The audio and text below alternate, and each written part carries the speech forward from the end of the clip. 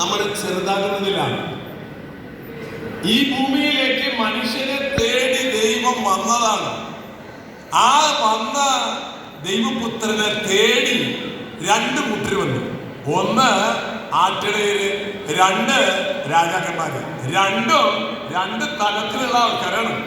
ഒന്ന് വളരെ ദരിദ്രരും പാവപ്പെട്ടവരുമായ ആട്ടിടയര്, രണ്ട് സമ്പന്നരും അധികാരികളും കോടീശ്വരന്മാരുമായ രാജാക്കന്മാര്. ഉണ്ണിയേശുവിന്റെ മുൻപില് അവർ രണ്ടുപേരും തുല്യരാണ്. ക്രിസ്മസിന് നിങ്ങൾ മനസ്സിലാക്കേണ്ടത്, യേശുവിന് ഈ ലോകത്തിലെ എല്ലാവരും ഒരുപോലെയാണ്. ഒരു വ്യത്യാസവുമില്ല. നീ രാജാവാകാം, നീ ആട്ടിടയനാകാം, നീ സ്ത്രീയാകാം, പുരുഷനാകാം, ഇന്ത്യക്കാരനാകാം, ജപ്പാൻകാരനാകാം, ചൈനക്കാരനാകാം, കുഴപ്പമില്ല. ഈശോയ്ക്ക് എല്ലാവരും ഒരുപോലെയാണ്.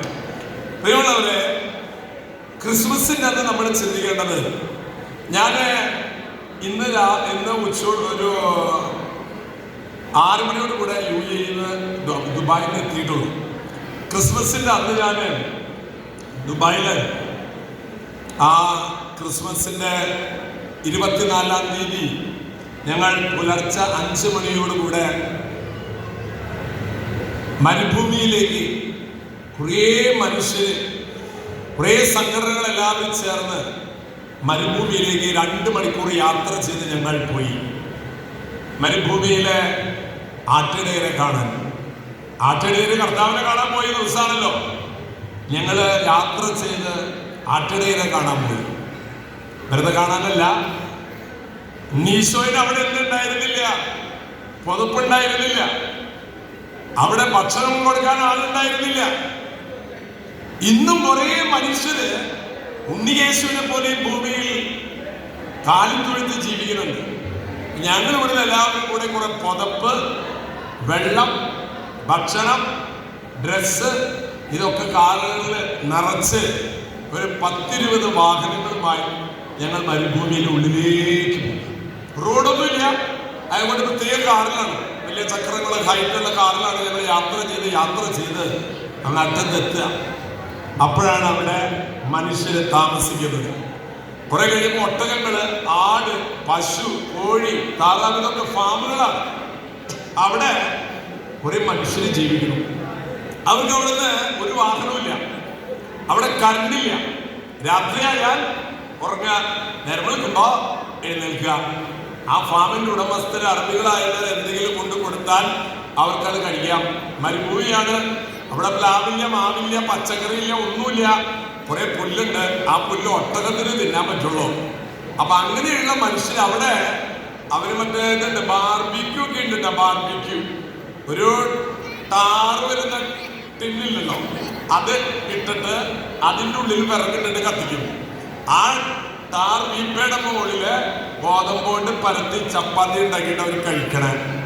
ഞാൻ ആലോചിച്ചു, ഉണ്ണീശോ ജനിച്ച ആ സമയം, ആ കാലിൽ തൊഴുത്തിൽ കേൾക്കുന്നവരൊക്കെ നമ്മൾ ആലോചിക്കണം. നമ്മൾക്ക് സുഖം കിട്ടാൻ, നമ്മൾക്ക് എല്ലാ സൗകര്യങ്ങളും കിട്ടാൻ ഉണ്ണിയേശു ജീവിതത്തിൽ എല്ലാ സുഖങ്ങളും ഉപേക്ഷിച്ചിട്ടാണ്. അങ്ങനെയുള്ള മനുഷ്യരുടെ അടുത്തേക്കാണ് ഞങ്ങൾ ക്രിസ്മസിന്റെ അന്ന് പോയത്. അത് ഞാൻ നിങ്ങളോട് പങ്കുവയ്ക്കുക. അവർക്ക് അവിടെ ഭാര്യയില്ല, അവരുടെ മക്കളില്ല, അവരുടെ ആരുമില്ല.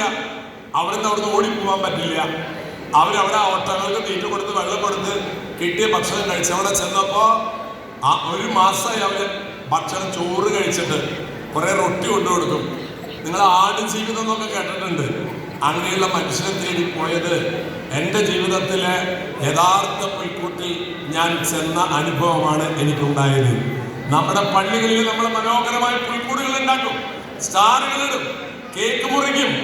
അതെല്ലാം അന്ന് കാലത്ത് ഇല്ലാത്ത കാര്യങ്ങളാണ്. യഥാർത്ഥത്തിൽ പുൽക്കൂടി കാണാൻ കഴിയും. എനിക്ക് നിങ്ങളോട് പറയാനുള്ളത്, ഈ ലോകത്തില് ക്രിസ്മസ് എന്ന് പറയുന്നത് എൻ്റെ മുമ്പിൽ കാണുന്ന ഈ മനുഷ്യന്റെ മുഖത്ത് ക്രിസ്തുവിനെ കാണാൻ കഴിയുമ്പോഴാണ് നമുക്ക് ക്രിസ്മസ് ആവുള്ളൂ. അല്ലാതെ പുൽക്കൂട്ടിലെ ഉണ്ണിയേശുവിനെ കണ്ടിട്ട് നമുക്ക് ക്രിസ്മസ് അനുഭവം ഉണ്ടാവില്ല.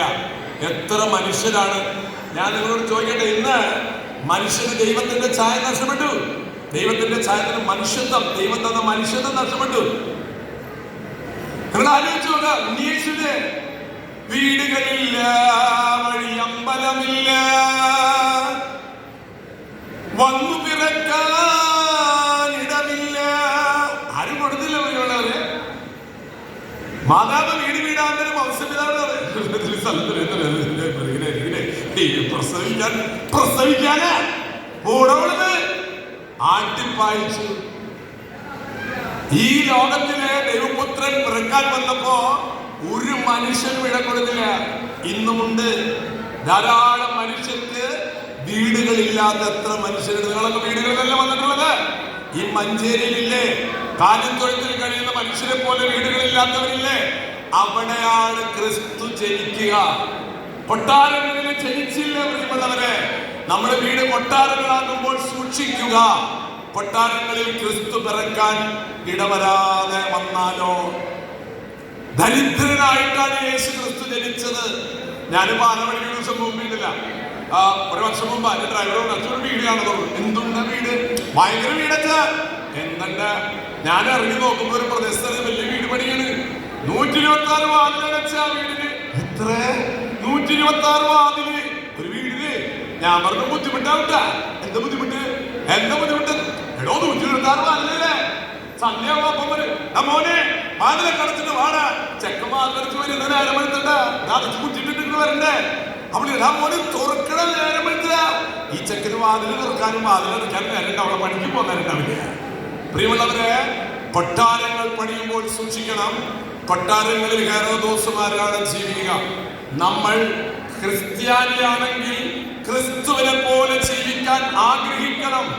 ക്രിസ്തു ജീവിച്ചത് ജീവിതത്തിന്റെ മനുഷ്യരുടെ ദാരിദ്ര്യത്തിന്റെ നടുവിലാണ്. രണ്ടാമത്, ക്രിസ്തുവിന് ഉണ്ണിയേശു ജനിച്ചപ്പോ ഒരു തുണി പോലും, നമ്മളൊക്കെ നല്ല ഡ്രസ് ഇട്ടിട്ടല്ലേ നടക്കണത്, ഒരു തുണി പോലും ഉണ്ടായിരുന്നില്ല. പിള്ളക്കച്ചകൾ കൊണ്ട് പൊതിഞ്ഞ ഉണ്ണിയേശുവിനെ കിടന്നിരിക്കുക. കുട്ടികളൊക്കെ കേൾക്കണം, എനിക്ക് ആ ഡ്രസ് വേണം, എനിക്ക് ഈ ഡ്രസ് വേണം. ഇന്ന് കല്യാണത്തിന് മന്ത്രകോടിക്ക് 15 ലക്ഷം രൂപയുടെ മന്ത്രകോടി എടുക്കുമ്പോ ഉണ്ണിയേശു നോക്കിയിട്ട് ചിരിക്കുണ്ടാവും. എന്നൊക്കെ ചിരിക്കുണ്ടാവും. നമ്മൾ നല്ല വെളുപ്പുള്ള വസ്ത്രം എടുക്കുമ്പോ ഈ ക്രിസ്മസിന് നമ്മൾ ഓർക്കണം, ഉട്ടുതുണയ്ക്ക് മറുതുണയില്ലാതെ ജീവിക്കുന്ന നമ്മുടെയൊക്കെ ഈ ഹൈവേയിലൊക്കെ പാലത്തിന്റെ അടിയിൽ കഴിയുന്ന മനുഷ്യർ നിങ്ങൾ കണ്ടല്ലോ. തേടി ചെല്ലണം പ്രിയമുള്ളവരെ. എനിക്ക് കഴിഞ്ഞ ക്രിസ്മസിന് മരുഭൂമിയിലേക്ക് പോയത്, അവിടെ ചെന്ന് അവർക്ക് കൊടുത്തത്, ആ പറയുമ്പോ ഇവിടെ എനിക്ക് വേദനയുണ്ട്, ഡോക്ടർ വരില്ല. അവിടെ ആസ്റ്റർ മെഡിസിൻ ചെയ്യുന്ന ഡോക്ടർമാരെയും കൊണ്ട് ഞങ്ങൾ പോയിണ്ടായിരുന്നേ. അവർക്ക് മെഡിസിൻസ് ഉണ്ട്. അവർക്ക് കൊടുത്തപ്പോ അവിടെ മുഖത്തുണ്ടാകുന്ന പ്രസാദം, ദൈവപ്രസാദം കാണാനിട വന്നു. നമ്മളൊക്കെ കുട്ടികൾ ശ്രദ്ധിക്കണം. മാതാപിതാക്കളെ നിങ്ങൾ വസ്ത്രങ്ങൾ മാറി മാറി എടുക്കുമ്പോ വസ്ത്രത്തിന് ബുദ്ധിമുട്ടുന്നവരെ, വീടിന് ബുദ്ധിമുട്ടുന്നവരെ, കഴിഞ്ഞില്ല ഭക്ഷണം ഞാൻ നിങ്ങളത് കൊടുത്തപ്പോ ആ അരി അല്ലെങ്കിൽ ആ വെളിച്ചെണ്ണ ഈ സാധനങ്ങൾ കൊണ്ടുകൊടുത്തപ്പോ അവരുടെ മുഖത്തുണ്ടാകുന്ന സന്തോഷം. പ്രിയമുള്ളവരെ, നമ്മൾ എല്ലാ സൗകര്യങ്ങളും കഴിയുന്നവർക്ക് നമുക്ക് ഇതിന്റെ അരി കൊണ്ട് നമ്മുടെ മുഖത്ത് പ്രസാദം ഉണ്ടാവോ? ഇല്ല. ഞാൻ പറഞ്ഞത് ദരിദ്രനായിട്ടാണ് ക്രിസ്തു ഈ ലോകത്ത് ജനിച്ചത്. പ്രിയമുള്ളവരെ, നമ്മളെ സമ്പന്നരാകാൻ നോക്കരുത്. സമ്പന്നരായാൽ ഒരു പ്രശ്നമുണ്ട്. വേദപുസ്തകത്തിൽ ഏറ്റവും കൂടുതൽ പറഞ്ഞിട്ടുള്ള വചനം, സമ്പന്നരെ നിങ്ങൾക്ക് ദുരിതം, സമ്പന്നരെ നിങ്ങൾക്ക് ദുരിതം, സമ്പന്നരെ നിങ്ങൾക്ക് ദുരിതം എന്നാ പറഞ്ഞിട്ടുള്ളത്. ദരിദ്രരെ കുറിച്ച് പറഞ്ഞപ്പോഴൊക്കെ പറഞ്ഞെന്താണെന്നറിയോ? ദരിദ്രരെ നിങ്ങൾ ഭാഗ്യവാന്മാർ. അപ്പൊ ക്രിസ്തു ജനിച്ചത് കാലത്തൊഴുത്തിൽ ദാരിദ്ര്യത്തിന് നടുവില. ഇവിടെ ഇരിക്കുന്ന എല്ലാവരോടും എനിക്ക് പറയാനുള്ളത്, നിങ്ങൾക്ക് ദാരിദ്ര്യമുണ്ടെങ്കിൽ നിങ്ങൾ ഭാഗ്യവാന്മാരാണ്. നിങ്ങൾക്ക് സൗഭാഗ്യങ്ങളുണ്ടെങ്കിൽ ഓർക്കണം, ലാസർ ജീവിച്ചത് എങ്ങനെയായിരുന്നു? സൗഭാഗ്യത്തിന്റെ നടുവില്. നമുക്ക് സൗകര്യങ്ങൾ ഇത്തിരി കുറയ്ക്കാൻ കഴിയുള്ളവരെ ഈ ക്രിസ്മസിന് നമ്മൾ തീരുമാനം എടുക്കണം. ക്രിസ്തു ദാരിദ്ര്യം അനുഭവിച്ചുകൊണ്ടിട്ടുണ്ടെങ്കിൽ നമ്മൾ കംഫർട്ട് സോണില, എല്ലാ സൗകര്യങ്ങളുടെ നടുവിലാണ് നമ്മൾ ജീവിക്കണേ.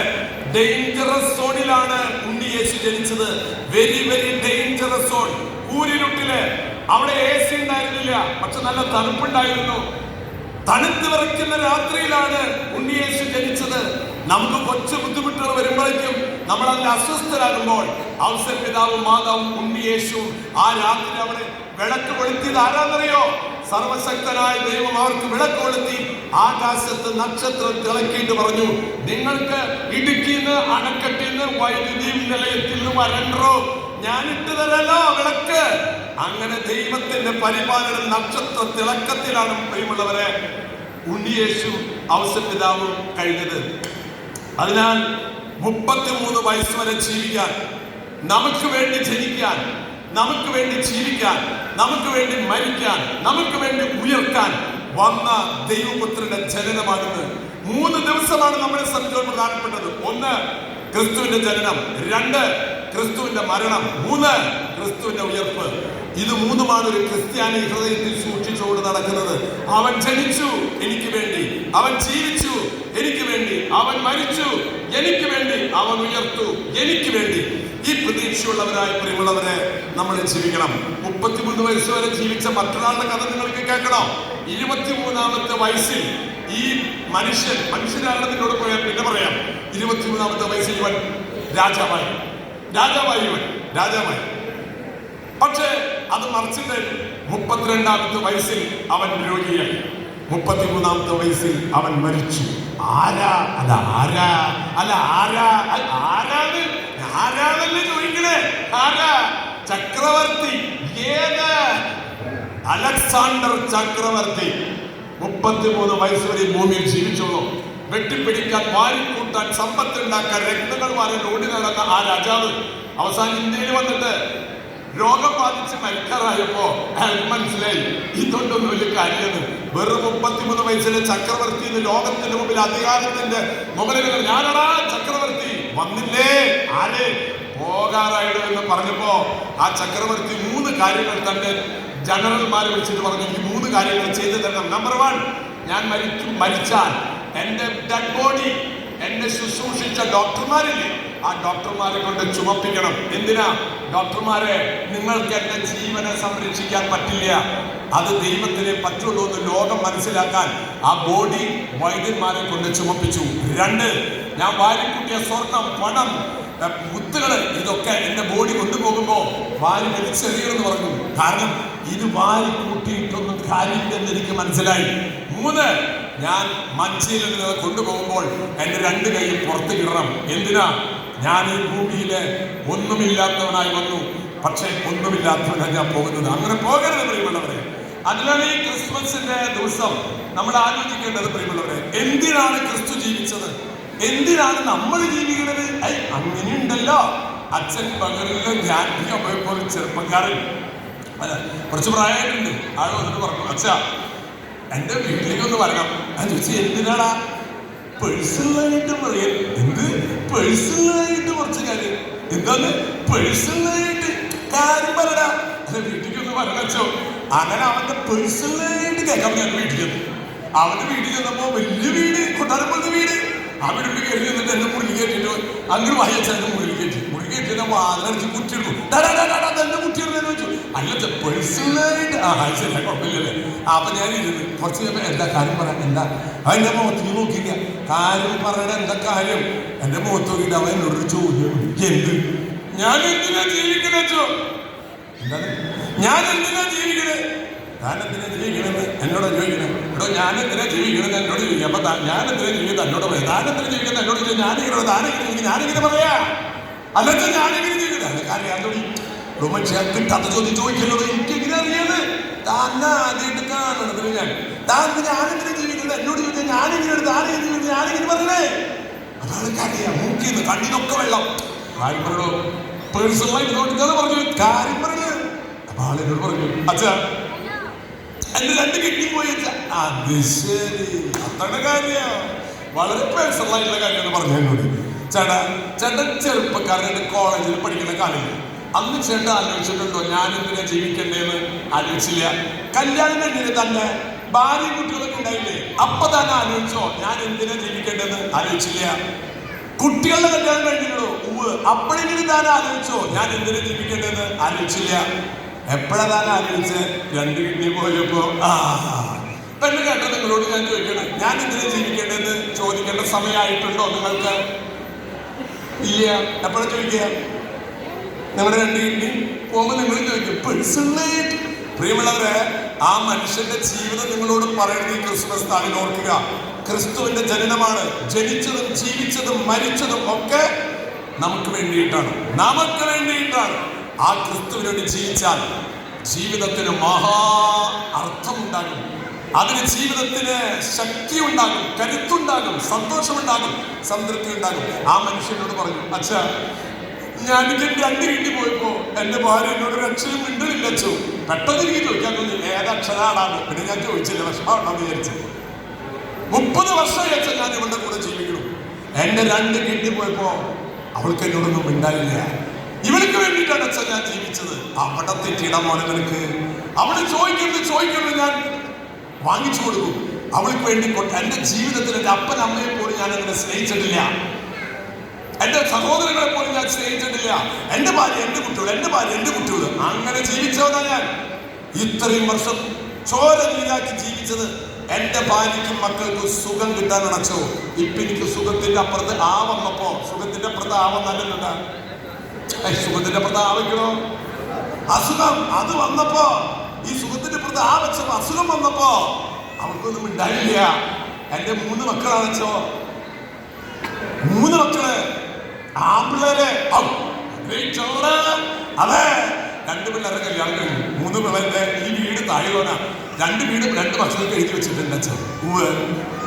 അവരെന്നോട് ഒന്നും അച്ഛനും വേണ്ടിയില്ല. എന്റെ 2 കിട്ടിപ്പോയല്ലോ അപ്പത്തെ. സഹോദരങ്ങളെ, ക്രിസ്തുവിന്റെ സ്നേഹമാണ് ഈ ക്രിസ്തുമസ് നമ്മുടെ ഹൃദയത്തിൽ കൊളുത്തി വെക്കേണ്ട നക്ഷത്രം. ക്രിസ്തുവിന്റെ സ്നേഹം. ആ സ്നേഹമുണ്ടല്ലോ, ആ സ്നേഹത്തിന് ആകാശത്തിന്റെ കടലിന്റെ ആഴങ്ങളുണ്ട്. അമ്മ നമ്മുടെ ഉള്ളിൽ നിന്ന് പലപ്പോഴും ക്രിസ്തുവിന്റെ ഹൃദയത്തിലെ സ്നേഹമല്ല. ആ മനുഷ്യനോട് പറഞ്ഞു, അച്ഛാ, മൊത്തത്തിൽ നോക്കുമ്പോ മൊത്തത്തിൽ എന്ത് നോക്കാൻ പറഞ്ഞു. മൊത്തത്തിൽ നോക്കുമ്പോ എന്റെ വീട്ടിൽ 8 കിഡ്നി ഉണ്ടച്ചോ. അത് ശരിയാവുക. 3 മക്കളുടെ 6 പിന്നെ ഭാര്യയുടെ 2 8. അത് സംഭവം ശരിയാണല്ലോ.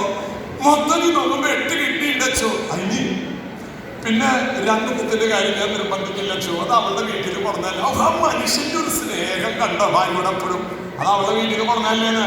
പക്ഷെ 6 അത് എന്റെ നഴ്സറിയിൽ ഞാൻ പുട്ടുകുത്തി വളർത്തിക്കൊണ്ടുവന്നല്ലോ. പ്രിയമുള്ളവരെ, മനുഷ്യൻ ജീവിച്ചിട്ട് അവസാനത്തിൽ ക്രിസ്തു 33-ാമത്തെ വയസ്സിൽ മരിക്കുമ്പോൾ കുരിശിൽ കിടന്ന് പറഞ്ഞെന്നറിയോ? I am satisfied. എന്റെ ജീവിതത്തിൽ ഞാൻ സംതൃപ്തനാണ്. കാരണം എന്റെ പിതാവ് എന്നെ ഏൽപ്പിച്ച ജോലികൾ ചെയ്തു തീർത്തു. ഇതുപോലെ കേൾക്കുന്ന മാതാപിതാക്കളെ, നിങ്ങൾക്ക് ഈ ക്രിസ്തുവിന്റെ ചലനത്തിരുന്നാൽ തരേണ്ടത് ക്രിസ്തുവിനെ ജീവിക്കാൻ വേണ്ടിയുള്ള ആവേശമാണ് നിങ്ങൾക്ക് ഉണ്ടാകുന്നത്. ആർക്കും വേണ്ടി ജീവിക്കരുത് കേട്ടോ. അപ്പന് വേണ്ടി, അമ്മയ്ക്ക് വേണ്ടി, ഭാര്യയ്ക്ക് വേണ്ടി, മക്കൾക്ക് വേണ്ടി, ഭർത്താവിന് വേണ്ടി ജീവിക്കരുത്. ക്രിസ്തുവിനെ വേണ്ടി ജീവിച്ചാൽ അവൻ നിങ്ങളെ കൈകളിൽ കാത്തുകൊള്ളും. അവൻ നിങ്ങൾക്ക് തരുന്ന ധൈര്യം വളരെ വലുതാണ്. ക്യാൻസർ വരട്ടോ, കിഡ്നി പോട്ടോ, അവൻ നിന്നോട് പറയും, നിനക്ക് ജന്മം നൽകിയതും നിനക്ക് ജീവിതം നൽകിയതും നിനക്ക് കുടുംബം നൽകിയതും ഞാനാണ്. അതെന്റെ കയ്യിൽ നീ ഏൽപ്പിക്കുക. അതുകൊണ്ട് പ്രിയമുള്ളവരെ, ഈ ക്രിസ്മസ് എന്ന് പറയുന്നത് ദൈവത്തെ കണ്ടെത്താനുള്ള അവസരമാണ്. ഇന്ന് മനുഷ്യന്റെ ഉള്ളില് ആ ദൈവ പ്രസാദം എന്ന് പറഞ്ഞില്ലേ, അത് നഷ്ടപ്പെട്ടു പോയി. മനുഷ്യന്റെ ഉള്ളില് മനുഷ്യനുണ്ടാകേണ്ടത് ദൈവത്തിന്റെ പ്രസാദാണ്. അതില്ലേ മനുഷ്യപ്രസാദം ഉണ്ടാവും. അതുകൊണ്ട് കാര്യമില്ല. മനുഷ്യന്റെ ഉള്ളിലെ മനുഷ്യത്വം നഷ്ടപ്പെട്ടു പോയി. ഈ പഞ്ചസാരയിൽ എന്താ ഉണ്ടാവേണ്ടേ? പഞ്ചസാര മധുരം. ഉപ്പിൽ എന്താ ഉണ്ടാവേണ്ടത്? ഉപ്പ്. പക്ഷെ പഞ്ചസാരയില് പഞ്ചസാര ഉണ്ടോ? ഇല്ല. അതൊരു കെമിക്കലാണ്. ഇപ്പോ ഉപ്പിൽ ഉപ്പുണ്ടോ? ഇല്ല. അതൊരു കെമിക്കലാണ്. പാലിന് പാലുണ്ട. ഇത്രയധികം പാല് ഏത് പശുവിന് കിട്ടുന്നത്? കെമിക്കലായിട്ടാണ് പാല്. ഞാനിങ്ങനെ സംസാരിച്ചുകൊണ്ടിരിക്കുമ്പോ ഒരു കവലയിലെ സംസാരം, ഇങ്ങനെ ഉള്ളിലല്ല. പാലിന് പാലില്ല, പഞ്ചസാരയില്ല, പഞ്ചസാരയില്ല എന്ന് പറഞ്ഞുകൊണ്ടിരിക്കുമ്പോ ഒരാളങ്ങ് അറ്റത്ത് ചക്രത്തില് നിൽക്കണേ. അയാൾ അവിടെ നിന്ന്, അച്ഛോ കള്ളില്ല അച്ഛോ. അയാൾ കുടിച്ചിട്ട് നോക്കുമ്പോ അതിന് കള്ളില്ലാതെ. പ്രിയമുള്ളവരെ, കള്ളില്ലാത്ത പക്ഷോ അവന് പഞ്ചസാരയില്ല. മനുഷ്യനുണ്ടാകേണ്ടത് ദൈവ പ്രസാദമാണ്. പ്രിയമുള്ളവരെ, അച്ഛൻ പറഞ്ഞ വാക്ക് ഞാൻ കടെടുത്തിട്ട് നിങ്ങളോട് പറയാം. നമ്മുടെ ക്വാളിറ്റി ആൻഡ് ക്വാളിഫിക്കേഷൻ എന്ന് പറയുന്നത് ക്രിസ്തു എൻ്റെ ഉള്ളിൽ ജീവിക്കുന്നു എന്നുള്ളതാണ്. വേറെ ഒന്നിനും നമ്മുടെ ജീവിതത്തിൽ സന്തോഷം, സംതൃപ്തി തരാൻ കഴിയില്ല. ഇന്ന് ചന്ദ്രനിൽ കാലുകുത്തി നമ്മളുണ്ട്. ചന്ദ്രന് കാലുകുത്തി ഇപ്പൊ കുത്തും. അപ്പൊ ജയോടെ കുത്തിയില്ല, നിപ്പറന്ന് വട്ടം ചുറ്റണം കുത്തണം. ചന്ദ്രനിൽ കാലുകുത്താൻ നമുക്ക് എന്ത് കഴിവല്ലേ? തൊട്ടപ്പുറത്തെ തോമസ് ചേട്ടന്റെ വീട്ടിൽ അവൻ ക്യാൻസർ ആയിട്ട് കിടക്കുക. അവന്റെ വീട്ടിൽ കാലിന് വരെ കുത്തിയിട്ടില്ല കേട്ടാ. ചന്ദ്രനിൽ പോയിട്ട് കാല് കുത്തിയിട്ട് ഭയങ്കര സന്തോഷമാണ്. അപ്പുറത്തെ വീട്ടിൽ കിടക്കുന്ന തോമസ് ചേട്ടൻ അവൻ ക്യാൻസർ ആയിട്ട് കിടക്കുക.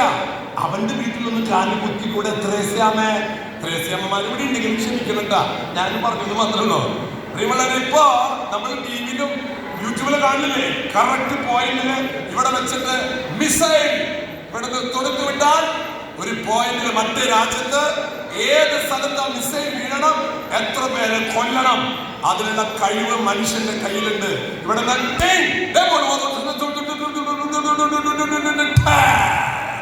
ഇതാണോ പ്രിയമുള്ളവരെ നമ്മുടെ ഉള്ളിലെ ദൈവം തന്ന ദൈവപ്രസാദം? അല്ല. ഇതൊക്കെ ഞാൻ നിങ്ങളോട് പറയണെന്നറിയോ? അവരിവര് കുറ്റം പറയാനല്ല. ഞാൻ ചിന്തിക്കണം, എന്റെ ജീവിതം കൊണ്ട് ഈ ഭൂമിയിലെ ക്രിസ്തു ജനിച്ചതിന്റെ ലക്ഷ്യം എന്റെ ജീവിതം കൊണ്ട് എനിക്ക് ചെയ്യാൻ സാധിക്കുമോ? ഇന്ന് സോഷ്യൽ മീഡിയ, നമുക്ക് ഫേസ്ബുക്ക്, ഇൻസ്റ്റഗ്രാം, വാട്സപ്പ്, ഇതിലൂടെ എല്ലാ ലോകത്തിൽ അമേരിക്ക, ആഫ്രിക്ക, ഏത് സ്ഥലത്തുള്ള ആൾക്കാരായിട്ട് നമുക്ക് കമ്മ്യൂണിക്കേറ്റ് ചെയ്യാം. പക്ഷെ ഇവിടെ വീട്ടിലുണ്ടല്ല, വീട്ടിൽ അപ്പുറത്തെ മുറിയിലാണ് ഭർത്താവ്, ഇപ്പുറത്തെ മുറിയിലാണ് ഭാര്യ, അങ്ങോട്ട് ഇങ്ങോട്ട് വഴക്കാം, അങ്ങോട്ട് ഇങ്ങോട്ട് കമ്മ്യൂണിക്കേറ്റ് ചെയ്യാനുള്ള വഴിയില്ല. വാട്സപ്പ്, ഫേസ്ബുക്ക് വഴി ലോകത്തിൽ എല്ലാവരും കമ്മ്യൂണിക്കേറ്റ് ചെയ്യാം. വിളിക്കണേ മോൻ, അമ്മ, ഡാ ചോറിനോ പാടാ, എവിടെയാ? അവിടെ അപ്പുറത്തെ മുറിയിലുണ്ട്. അമ്മയ്ക്ക് അങ്ങോട്ട് വിളിക്കാം, ഫോണെ വിളിക്കണേ, അപ്പുറത്ത് വിളി, ഡാ ഊണരിക്കാൻ പാടാ, അതേ വരുന്നമ്മ. കണ്ടോ പ്രിയമുള്ളവരെ, മനുഷ്യബന്ധങ്ങൾ ഊട്ടിയുറപ്പിക്കാനാണ് ക്രിസ്തു ലോകത്ത് വന്നത്. ഹാപ്പി ക്രിസ്മസ് എന്ന് പറയാൻ എന്തൊരു സന്തോഷത്തോടെ നമ്മൾ പറയുന്നത്. പക്ഷെ നമുക്ക് ഹാപ്പി ആണോ പ്രിയമുള്ളവരെ? ഞാനൊരു കൊച്ചു സംഭവം കൂടെ പറയേണ്ട അവസാനിപ്പിക്കാം. ഒരിക്കല് ഒരു മനുഷ്യൻ ഏറ്റവും സുന്ദരിയായ പെണ്ണിനെ കല്യാണം കഴിക്കാൻ ആഗ്രഹിച്ചു. സുന്ദരികളെ തേടി കിട്ടി. അങ്ങനെ സുന്ദരിയെ കല്യാണം കഴിച്ചു. ആളെ ഹാപ്പിയായിട്ട് കഴിയണം. 2 വർഷം കഴിഞ്ഞപ്പോ ഈ സുന്ദരിയായ ഭാര്യയുടെ മുഖത്ത് ഒരു പാട് വന്നപ്പോൾ കുഴപ്പമില്ല, നമുക്ക് ഫെയർ ആൻഡ് ലവ്ലിയൊക്കെ തേച്ചിട്ട് അത് പാടൊക്കെ കാര്യം. അങ്ങനെ ഫെയർ ആൻഡ് ലവ്ലിയൊക്കെ തേച്ച് ഒരുവിധം പാടൊക്കെ കളഞ്ഞു. കുറച്ച് ഒരുപാട് പാടായി. എന്താണ്? ഒരുപാട് പാട്. എവിടെ? മുഖത്ത് ഒരുപാട് പാട് മുഖത്ത് വന്നപ്പോ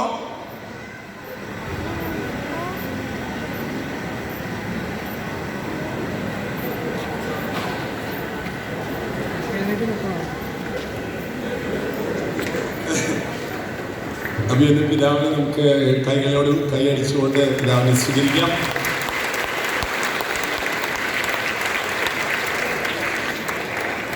അപ്പൊ പ്രിയമുള്ളവരെ, ഞാൻ പറഞ്ഞു വന്നത് ഒരു സുന്ദരിയുടെ കാര്യമാണ് പിതാവ്. അപ്പോ ആ സുന്ദരിയെ നിങ്ങൾ ശ്രദ്ധിക്കും. അപ്പോ ആ സുന്ദരിയായ തന്റെ ഭാര്യയുടെ മുഖത്ത് ഒരുപാട് വന്നപ്പോ തന്നെ ഈ സുന്ദരിയായ ഭാര്യയ്ക്ക് തന്റെ ഭർത്താവ് എന്റെ സൗന്ദര്യം പോകുമ്പോ എന്നെ ഇഷ്ടമില്ലാണ്ടാവോ എന്നൊരു ചിന്ത കടന്നു വന്നു. പക്ഷേ ഒരുപാട് പാട്, ഒരുപാട് പാട് വന്ന ഫെയർ ആൻഡ് ലവ്ലി തോറ്റു. അങ്ങനെ കണ്ടമാനം പാട് വന്നപ്പോ ഇവൾക്ക് ഭയങ്കര വിഷമായി. എന്റെ ഭർത്താവിനെ ഉപേക്ഷിക്കാമോ? ഇങ്ങനെയുള്ള ചിന്ത എന്റെ ഭർത്താവിനുണ്ട് എന്ന് അവൾക്ക് മനസ്സിലായി, എന്ന് അവൾക്ക് തോന്നി. അപ്പൊ ഈ ഭർത്താവിനും തോന്നി അവൾക്കൊരു ചെറിയ വിഷമുണ്ട്. അതവിടെ ഇരിക്കട്ടെ. ഒരു ദിവസം ഈ ഭർത്താവ് പുറത്തു പോയിട്ട് കാറിലൊരാൾ കൊണ്ടുവന്നാക്കി. എന്ത് പറ്റി? പെട്ടെന്ന് തലചുറ്റി വീണു ഭർത്താവ്. ഇപ്പോ ആൾക്കൊന്നും കാണാൻ പറ്റണില്ല, കാഴ്ച പോയി എന്നാണ് പറയണേ. എന്തോ കാഴ്ച പോയിന്ന്. ഭാര്യയുടെ മുഖത്ത് എന്തോരം പാടുണ്ട്. ഒരുപാട് പാടുള്ള ഭാര്യയ്ക്ക് ഭർത്താവിന്റെ കാഴ്ച പോയെന്ന് കേട്ടപ്പോ സന്തോഷമോ വേണ്ടേ, സങ്കടമോ വേണ്ടേ, ദുഃഖമോ വേണ്ടേ, ആ ഒരു അനുഭവം. അങ്ങനെ ഭർത്താവിന്റെ കാഴ്ച പോയി. ഈ ഒരുപാട് പാടുള്ള ഭാര്യയുടെ കൂടെ ഇയാൾ വർഷങ്ങളോളം ജീവിച്ചു. ഒരു വിഷമവും ഈ ഭാര്യയും ഭർത്താവും തമ്മിൽ ഉണ്ടായില്ല. കാരണമല്ല, ഇയാൾക്ക് കണ്ണും കണ്ടൂടാ, ഒരുപാട് പാടില്ല, എന്തുണ്ടായാലും എന്താ. അങ്ങനെ ജീവിച്ച് കുറെ നാൾ കഴിഞ്ഞ് ഈ ഭാര്യ മരിച്ചപ്പോ നാട്ടുകാർക്കൊക്കെ വിഷമായി.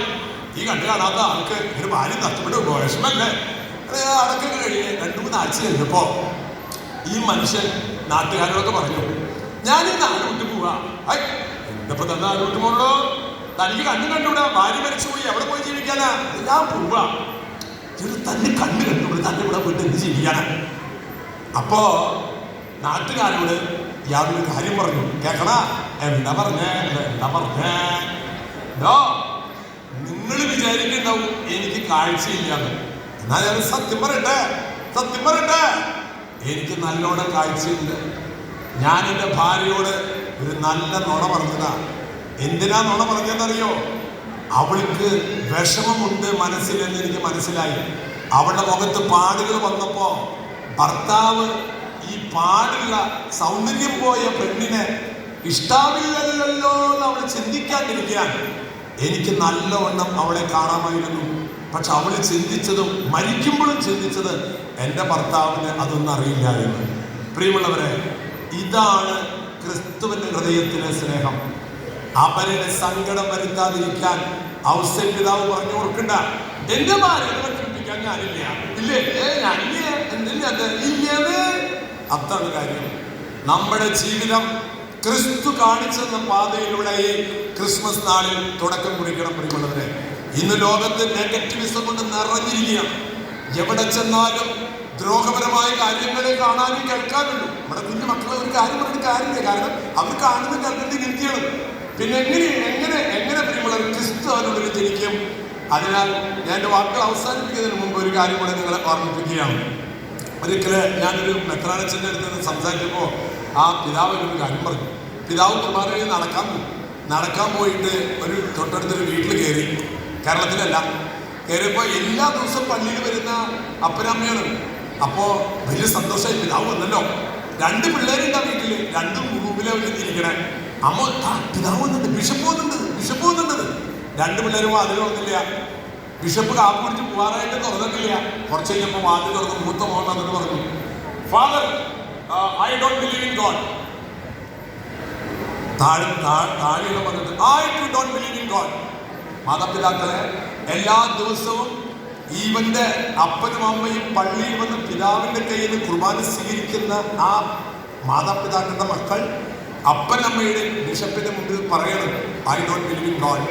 പ്രിയമുള്ള മാതാപിതാക്കളെ, നിങ്ങളെ വിശ്വസിപ്പിച്ച് വളർത്തരുത്. എന്നെ വിശ്വസിക്കട എന്ന് പറയരുത് മാതാപിതാക്കളെ. ക്രിസ്തുവിനെ വിശ്വസിക്കാൻ പറഞ്ഞോളോ. ഇന്ന് മക്കളെ സ്നേഹിക്കുന്ന മാതാപിതാക്കളുണ്ട്. പക്ഷെ ക്രിസ്തു ആരാ പ്രിയമുള്ളവരെ? നമുക്ക് നമ്മുടെ സങ്കടം വരുമ്പോൾ പറയാനുള്ള ആളാണോ? അല്ല. അച്ഛൻ ഈ പറയുന്ന ശബ്ദം എവിടുന്ന പറയുന്നത് എനിക്കറിയില്ല. ഞാനിവിടെ 2 കാര്യം നിൽക്കുന്നുണ്ടെങ്കിൽ അതെന്റെ കഴിവല്ല. അതിനാൽ ക്രിസ്തു നിങ്ങളുടെ ഉള്ളിൽ ജീവിക്കണം. ക്രിസ്തു ജീവിച്ചാൽ ക്രിസ്തുവിന്റെ മനസ്സുണ്ടാക്കണം. ക്രിസ്തുവിനെ പോലെ ആകാൻ പരിശ്രമിക്കണം. വാരിക്കൂട്ടാൻ പരിശ്രമിക്കരുത്, വാരി കൊടുക്കാൻ കഴിയണം. നിങ്ങൾക്ക് വള ഊരി കൊടുക്കണം. നിങ്ങൾ പാവപ്പെട്ടവന്റെ സങ്കടം കാണുമ്പോ, ഞാൻ ഫ്ലോറിഡയിലെ അമേരിക്കയിൽ പോയിട്ട് പ്രസംഗം കഴിഞ്ഞപ്പോ ഒരു ഭാര്യ ഭർത്താവ് പറഞ്ഞു, അച്ഛനെ കൊണ്ടുപോയി, എന്നിട്ട് കൈമത്ത് വളകൾ ഊരി. അത് കഴിഞ്ഞിച്ച് 10-72 വയസ്സില്ല ചേച്ചി കണ്ടിന് താലി ചെയ്യലട ഊരി, താലി അടക്കം അച്ഛന് കൊണ്ടുപോയി കൊടുക്കുക, കെട്ടിയിൽ ഒഴിയുണ്ട്. അപ്പൊ ഞാൻ പറഞ്ഞു, ചേട്ടാ ഇത് താലി ചെയ്യലാണ്. അപ്പൊ ആ ചേട്ടൻ പറയാ, അതിന് കൊടുത്തോട്ടെ, അവിടെ ഞാൻ ആരുടെ കൂടി പോയില്ല, ഇത്രയും പ്രായമല്ല, എന്റെ കൂടെ നിന്നോളൂ, ആ കൊണ്ടൊക്കെ അച്ഛൻ കൊണ്ടോളെ. പ്രിയമുള്ളവരെ, ഓർക്കുക, ഈ ഭൂമിയിലെ ജീവിതത്തിൽ കടന്നു പോകുമ്പോൾ ക്രിസ്തുവിന്റെ ശരീരത്തിലെ അവസാന തുള്ളി വരെ തന്നിട്ട് പോയവനാണ്. അവസാന തുള്ളി വരെ ആ ക്രിസ്തുവിന്റെ ജനനമാണ് നമ്മൾ ഇന്ന് ആഘോഷിക്കുന്നത്. ക്രിസ്തു ജനിച്ചപ്പോൾ ആരും ഉണ്ടായിരുന്നില്ല സഹായിക്കാൻ. ഇത്തിരി ചൂടുവെള്ളം തിളപ്പിച്ചു കൊടുക്കാൻ, പരിശുദ്ധ മറിയത്തിന് കൊടുക്കാൻ ആരും ഉണ്ടായിരുന്നില്ല. നമ്മളൊക്കെ നിങ്ങളുടെയൊക്കെ ജീവിതത്തിൽ എന്തെല്ലാം സൗകര്യങ്ങളാണ് പ്രിയമുള്ളവരെ. അതിനാൽ ജീവിതത്തിൽ ഈ സൗകര്യങ്ങളില്ലാത്ത മനുഷ്യരുടെ അടുത്തേക്ക് നിങ്ങൾ തേടിപ്പോയാൽ എന്നും നിങ്ങൾക്ക് ക്രിസ്മസ് ആണ്, എന്നും ക്രിസ്മസ് ആണ്. മരുഭൂമിയിലേക്ക് ഞാൻ പോയത് ഒന്നുകൂടെ ഓർമ്മിപ്പിച്ച് ഞാൻ അവസാനിപ്പിക്കാം. നിങ്ങൾ തേടി പോകണം. രാജാക്കന്മാരും പോയതുപോലെ, ആട്ടിടയന്മാരും പോയതുപോലെ നിങ്ങളുടെ അടുക്കളയിലേക്ക് പോയിട്ട് ഭർത്താവിനും മക്കൾക്ക് ചോറും കറി വെച്ച് കൊടുക്കുന്നതല്ല. ഇല്ലാത്തവന്റെ വീട്ടിലേക്ക് നിങ്ങൾ നടന്നു ചെല്ലണം. ആട്ടിടയന്മാർ പോയതുപോലെ അവിടെ പോയി അവരുടെ കൂടെ ഇരുന്നിട്ട് നിങ്ങൾ ഭക്ഷണം കൊണ്ടുവന്നിട്ട് വിളമ്പിക്കൊടുത്തിട്ട് തിരിച്ചു പോകുമ്പോ അവർ കരയും. പ്രിയമുള്ളവരെ, ഞാൻ കണ്ടു മരുഭൂമിയിലെ ആ മനുഷ്യന് കരയുന്നത് കണ്ടു ഞാൻ. അവർ കരയും. ഇങ്ങനെയൊക്കെ ദൈവം നിങ്ങളെ സ്നേഹിക്കുന്നുണ്ടോ എന്ന്. അതിനാൽ മഞ്ചേരിയിലെ എൻ്റെ പ്രിയ സഹോദരങ്ങളെ, നമുക്കെങ്കിലും ഈ ലോകത്തിന് ഇത്തിരി വെളിച്ചം കൊടുത്തുകൂടെ? മറ്റുള്ളവരെ കുറ്റം പറയാൻ ഞാനില്ല. ആൾക്കാരോട് ഞാൻ പറയാതെ നമ്മൾ എന്തിനും മറ്റുള്ളവർ കുറ്റം പറയണേ? സ്വയം നന്നാവണല്ലേ ഏറ്റവും പ്രധാനം. ഈശോയെ എന്തൊക്കെ വിളിച്ചു? ഭ്രാന്തനെന്ന് വിളിച്ചു, പിശാചെന്ന് വിളിച്ചു. ക്രിസ്തു ഒന്നും പറഞ്ഞില്ലല്ലോ. അതിനാൽ ഈ ജീവിതത്തിൽ ക്രിസ്തുവിനെ പോലെ ആകാൻ പരിശ്രമിക്കുക. എന്നെ കേട്ടുപോകുന്ന നിങ്ങളിൽ 10 പേരെങ്കിലും എൻ്റെ ജീവിതത്തിൽ കൂടുതലുള്ളതെല്ലാം മറ്റുള്ളവർക്ക് വേണ്ടി കൊടുക്കാനാണ്. വസ്ത്രം പോലും ഊരി തന്നിട്ടാണ് പ്രിയമുള്ളവരെ ക്രിസ്തു ഈ ലോകത്തുനിന്ന് പോയത്. സ്വന്തം തന്നെ പിറവി തന്ന അമ്മയെപ്പോലും നമുക്ക് തന്നിട്ടാണ് പോയത്. അതുപോലെയുള്ള ഒരു സ്നേഹം. പറഞ്ഞില്ലേ, കാഴ്ചയില്ല എന്ന് നടിച്ചിട്ട് തൻ്റെ ഭാര്യയുടെ കൂടെ ജീവിച്ചു. എന്തിനാണെന്നറിയോ? അവൾക്ക് വിഷമില്ലാണ്ടിരിക്കാൻ വേണ്ടിയിട്ട്. അങ്ങനെ നമ്മുടെ കുടുംബങ്ങളിലൊക്കെ ഭർത്താവാണെങ്കിലും ഭാര്യയാണെങ്കിലും മക്കളാണെങ്കിലും അയൽപക്കക്കാരാണെങ്കിലും നമ്മുടെ വാക്കുകൊണ്ടും പ്രവൃത്തി കൊണ്ടും ക്രിസ്തുവിൻ്റെ സ്നേഹത്തിൻ്റെ തൈലം പകരുന്ന മനുഷ്യരായി ജീവിക്കാൻ നമുക്ക് കഴിയട്ടെ എന്ന് ഞാൻ പ്രാർത്ഥിക്കുകയാണ്. നാളെ കോട്ടയത്തിൻ്റെ യാത്ര എന്ന് ഇവിടുന്ന് തുടങ്ങുകയാണ്. 7-7 ഞാൻ വീട്ടിൽ കയറി അവിടെ ഞാൻ അവയവദാനത്തിൻ്റെ ഒരു ഉത്തരവാദിത്വം UAE ഗവൺമെൻറ്റിനെ ഏൽപ്പിച്ചിരിക്കുകയാണ്. അതിനുവേണ്ടി ഓടി നടക്കുകയാണ് ഞാൻ. മരണശേഷം നമ്മുടെ അവയവങ്ങളൊക്കെ മറ്റുള്ളവർക്ക് കൊടുത്ത് ക്രിസ്തു കാണിച്ചു തന്ന സ്നേഹത്തിൻ്റെ അവസാനത്തെ കൂദാശ നമ്മുടെ മരണം. ആ മരണം സുന്ദരമാകണം. ജനനം പോലെ ഏറ്റവും നല്ല ദിവസമാണ് നമ്മുടെ മരണ ദിവസം. കാരണം നാം ക്രിസ്തുവിനെ കാണുന്ന ദിവസമാണ്. മനുഷ്യനായിട്ടല്ല, ശക്തനായ ദൈവമായി കാണുന്ന ദിവസം. അതിനാൽ ക്രിസ്തു നിങ്ങളുടെ ഹൃദയങ്ങളിൽ ജീവിക്കട്ടെ. പ്രിയമുള്ളവരെ, നല്ല വാക്ക് പറയല്ല ഞാൻ. നാക്കുകൊണ്ട് പറയുമ്പോൾ അതിൽ ക്രിസ്തു ഉണ്ടാകണം. കണ്ടുകൊണ്ട് നോക്കുമ്പോൾ ആ കാഴ്ചയിൽ ക്രിസ്തു ഉണ്ടാകണം. കൈകൊണ്ട് തൊടുമ്പോൾ അവിടെ ക്രിസ്തു ഉണ്ടാകണം. നീ ചിന്തിക്കുമ്പോൾ അവിടെ ക്രിസ്തു ഉണ്ടാകണം. നീ നടക്കുമ്പോൾ അവിടെ ക്രിസ്തുവിന്റെ ചലനം ഉണ്ടാകണം. നീ സംസാരിക്കുമ്പോൾ അവിടെ ഹൃദയങ്ങളിൽ ക്രിസ്തു അനുഭവപ്പെടണം. അങ്ങനെ അതാ പറഞ്ഞ് നിങ്ങൾ എനിക്ക് സാക്ഷികളാകണം. പാവല്ലേ ഈശോ, എന്തുമാത്രം സങ്കടം സഹിച്ചു പോയിട്ടും നമ്മുടെയൊക്കെ പെരുമാറ്റങ്ങൾ കാണുമ്പോൾ കരയാനേ കർത്താവിന് നേരം ഉണ്ടാവുള്ളൂ. അങ്ങോട്ടും ഇങ്ങോട്ടും പക വീട്ടാനും ചതിക്കാനും വഞ്ചിക്കാനും ഒറ്റിക്കൊടുക്കാനും ഉള്ള മനുഷ്യനാണെന്ന് അറിഞ്ഞിട്ട് തന്നെയാണ് ക്രിസ്തു ഇവിടെ വന്ന് പറഞ്ഞത്. തന്നെ താൻ ജനിച്ചപ്പോഴേ കുട്ടികളെ കൊന്ന ഹെരോദോസ് കൂടെ നടന്നിട്ട് 30 വെള്ളിക്കാതിലോട്ട് യൂദാസ്. ക്രിസ്തു ആരോടും ഒരു പകയുണ്ടായില്ലല്ലോ. ആ ക്രിസ്തുവിന്റെ മനസ്സാണ്. ഈ ക്രിസ്തുവിന്റെ ജനനത്തിന് ആ പുൽക്കൂട്ടിൽ വന്ന ആട്ടിടയന്മാരും രാജാക്കന്മാരുടെയും മനസ്സുപോലെ ക്രിസ്തുവിനെ തേടുന്നവരായി, ക്രിസ്തുവിനെ കണ്ടെത്തുന്നവരായി, ക്രിസ്തുവിനെ പോലെ ജീവിക്കാൻ ആഗ്രഹിക്കുന്നവരായി. ഞാൻ വ്യത്യസ്തനാണ്, നിങ്ങളെ പോലെയൊന്നല്ല, അങ്ങനെ പറയാതിരിക്കുക. ക്രിസ്തു നമ്മളെ പോലെ ആകാനാണ് പരിശ്രമിച്ചത്. അല്ലാതെ നിങ്ങളൊക്കെ അങ്ങനെയല്ല, ഞാൻ വലിയ ആളാണ് അല്ല, നമ്മൾ ആരുമല്ല, നമ്മൾ ചെറിയവരാണ്, നമ്മളെല്ലാവരും തുല്യരാണ്. പ്രിയമുള്ളവരെ, ക്രിസ്തു കാണിച്ചു തന്ന സമഭാവനയോടെ ഒരു പക്ഷഭേദവും കാണിക്കാതെ എല്ലാ മനുഷ്യരും ഉൾക്കൊണ്ടതുപോലെ തന്നെ തള്ളിപ്പറഞ്ഞ പത്രോസിനെയും ഒറ്റിക്കൊടുത്ത യൂദാസിനോടും ഒരു പരിഭവമില്ലാതെ ജീവിച്ചതുപോലെ ഈ ഭൂമിയിൽ നമുക്ക് ജീവിക്കാൻ. പ്രിയമുള്ളവരെ, കുറച്ചു നാൾ കഴിഞ്ഞ് നമ്മൾ പോയാൽ ആൾക്കാർ നമ്മൾ മറക്കും. നീ ഭാര്യയാകാം, ഭർത്താവാകാം, മക്കളാകാം. നിന്നെ ഓർത്തിട്ടൊന്നും ഭർത്താവിരിക്കില്ല. കുറെ കഴിയുമ്പോൾ അയാൾ വേറെ പെണ്ണ് കിട്ടും. പിന്നെ നിന്നെ ഓർത്തിരിക്കാൻ മക്കളെ 2 വർഷത്തേക്ക് നീ മരിച്ചു, എനിക്ക് വേറെ പെണ്ണ് കേട്ടല്ലേ, നിന്നെ മറക്കും ത്രേസ്യാമേ. അപ്പൊ നീ ഇല്ല കറിയാൻ നീ മരിച്ചുപോയി. അതിനാൽ പ്രിയമുള്ളവരെ, ഈ ലോകത്തെ ശാശ്വതമായ ബന്ധം ഒരാളോടെ നമുക്കുള്ളൂ. അത് നമ്മൾക്ക് വേണ്ടി മരിച്ച ക്രിസ്തു. ആ ക്രിസ്തുവിന്റെ ജനനത്തിന്റെ തിളക്കം നമ്മുടെ ജീവിതത്തിൽ എല്ലായിടത്തും ഉണ്ടാകട്ടെ. കുറച്ച് നേരം വൈകുമ്പോൾ ഞാൻ വീടിനോട് പറഞ്ഞു എനിക്ക് പോകണട്ടോന്ന്. വേറെ ഒന്നുമല്ല, പക്ഷെ ഞാൻ ആലോചിച്ചു 2 മണിക്കൂർ 3 മണിക്കൂർ യാത്ര ചെയ്ത് മരുഭൂമിയിൽ പോയിട്ട് ഇതൊക്കെ ചെയ്ത് വന്നപ്പോൾ കിട്ടിയ സന്തോഷം ഉണ്ടല്ലോ. അവർക്കൊക്കെ പുതപ്പും ഭക്ഷണം കൊടുത്തു വന്നപ്പോൾ കിട്ടിയ സന്തോഷം അതെൻ്റെ ജീവിതത്തിൽ ഒരിക്കലും മാഞ്ഞു പോകില്ല. കൊടുക്കുമ്പോൾ കിട്ടുന്ന സന്തോഷം കിട്ടുമ്പോൾ കിട്ടില്ല എന്നുള്ളവരെ. കൊടുക്കാനാണ്, ചെയ്യുമ്പോഴാണ് സന്തോഷം. കിട്ടുമ്പോൾ ഉള്ള സന്തോഷം കിട്ടുമ്പോൾ കഴിയും. അതിനാൽ നിങ്ങൾക്ക് എല്ലാവർക്കും ചക്കാനി പിതാവിനോട് ചേർന്ന് നിങ്ങൾക്ക് എല്ലാവർക്കും ക്രിസ്തുവിൻ്റെ സ്നേഹ ആശംസകളും സന്തോഷവും സമാധാനവും നേരുന്നു. വീണ്ടും നിങ്ങളെ കാണും എന്ന പ്രതീക്ഷയോടെ happy Christmas and happy new year. Thank you.